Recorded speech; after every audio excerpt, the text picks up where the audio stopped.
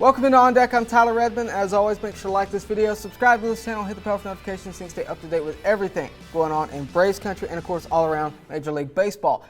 Today, we're going to focus on the postseason and how the Braves are going to match up with the Cincinnati Reds. We plan to focus on every matchup for the Wildcard series, but today, the first one, of course, is going to be your Atlanta Braves taking on the Cincinnati Reds and how they shape versus them based on regular season stats. So first, we're going to talk about the lineups and who has the edge there.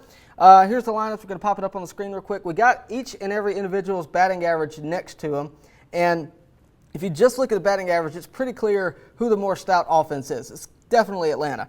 They also had the lead in batting average. They had the lead in team on-base percentage. And they had the lead in team OPS. They take the edge of homers by over 10, and they take the lead in team RBIs by over 100. So it's safe to say that the Braves' offense has been the key to their success this entire year. That is not the case for Cincinnati, who's easily had their year because of starting pitching. That's why they've gotten where they are. Starting pitching that has been led off by Trevor Bauer, who's in the Cy Young conversation all year long. He's probably going to win it. If the voting goes correctly, Trevor Bauer will win the Cy Young Award. With that said, the Braves have to find a way to circumvent that. So Trevor Bauer is 5-4 on the year. What that tells me is that Trevor Bauer is capable of losing. Not because of him, because of lack of offensive production. That has not been a problem for the Braves. They do struggle with runners in scoring position, but overall their offense has performed beyond expectations, beyond anything that anybody could have imagined. With that said, with the exception of Max Fried, their starting pitching is weak. Fried is 7-0. He's got a 2.25 ERA, but he takes on the most difficult challenge in the National League, and that's taking on Trevor Bauer of Cincinnati Reds. But Cincinnati Reds also have Luis Castillo and Sonny Gray, who have both had great years. Castillo for Game 2, Gray for Game 3. They will take on Ian Anderson and Kyle Wright, respectively. And Ian Anderson's had a great year. He's got a 1.95 ERA and a 3-2 record. But Kyle Wright is the wild card. If this goes to a Game 3, you got to wonder how confident the Braves are going to be with him on the mound to start it off. Now, this has easily been the Braves' weak point throughout the entire season. It has firmed up a little bit over the past month or so. With that said, the Reds have been strong in starting pitching all year long.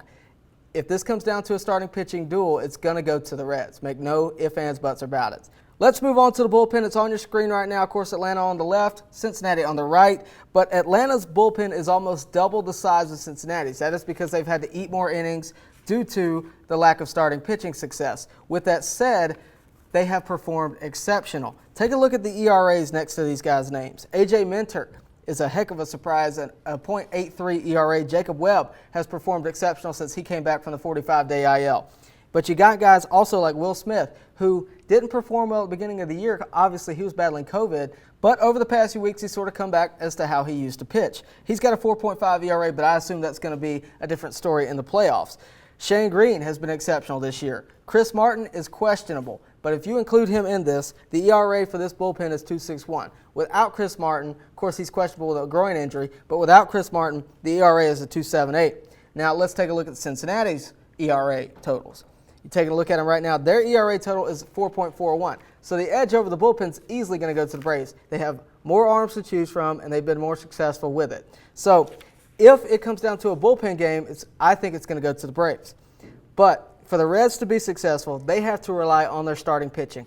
They have to move through the Atlanta lineup, and that's easier said than done. The Atlanta lineup is potent. It is a very stout lineup. You got to avoid the long ball because Marcell, Ozuna, Ronald Acuna, Freddie, Freeman, Dansby, Swanson, Ozzie Albies, you can name them all day long. Adam Duvall, Austin Riley, any of those guys can take you deep and make it 1-0 before it ever gets started.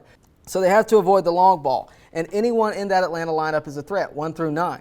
This is a classic great pitching team versus great offensive team matchup. So with that said, what do the Braves need to do to be successful? They cannot rely on their starters, with the exception of Max Fried and potentially Ian Anderson. If it gets down to a Game 3, they cannot rely on Kyle Wright. Now, that doesn't mean that Kyle Wright won't perform well. What that means is, based on what we've seen, you can't rely on that. You have to rely on your offense. The offense has got to produce. They have got to wear down the Cincinnati starters. Trevor Bauer cannot go 8 innings of no-run baseball. That cannot happen. You have to wear down starters. That means long at-bats, less strikeouts, more runners on base, longer innings offensively. They have to be able to do that in the postseason, especially with Trevor Bauer. Trevor Bauer talked about this. He knows that's what Atlanta is going to try to do.